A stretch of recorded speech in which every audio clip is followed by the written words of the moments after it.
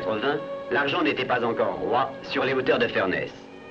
Mais la rumeur s'était répandue que les Indiens Apaches utilisaient des balles d'argent dans leurs carabines.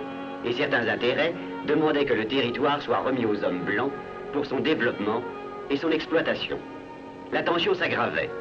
Et des vivres et des renforts étaient en route vers la garnison épuisée du vieux fort de Furness Creek. La route du fort de Furness Creek traversait un territoire placé sous la coupe de Chien Cruel, un guerrier aussi féroce et rusé que son maître, le vieux Geronimo lui-même. En 1880, l'argent n'était pas encore roi sur les hauteurs de Furness. Mais la rumeur s'était répandue que les Indiens Apaches utilisaient des balles d'argent dans leurs carabines. Et certains intérêts demandaient que le territoire soit remis aux hommes blancs pour son développement et son exploitation. La tension s'aggravait. Et des vivres et des renforts étaient en route vers la garnison épuisée du vieux fort de Furness Creek. La route du fort de Furness Creek traversait un territoire placé sous la coupe de Chien Cruel, un guerrier aussi féroce et rusé que son maître, le vieux Geronimo lui-même. Qu'y a-t-il? Message du fort Putnam.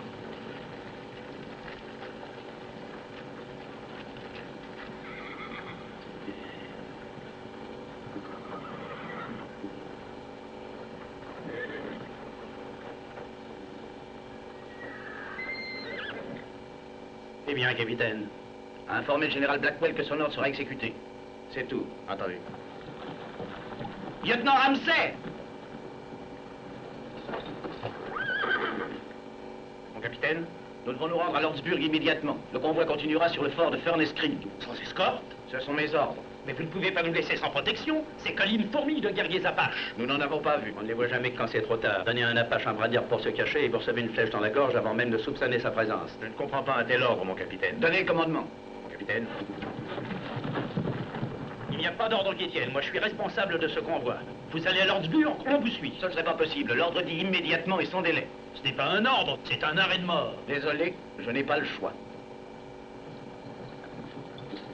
Attention! Capitaine Valls? Qu'y a-t-il? Message du fort Putnam.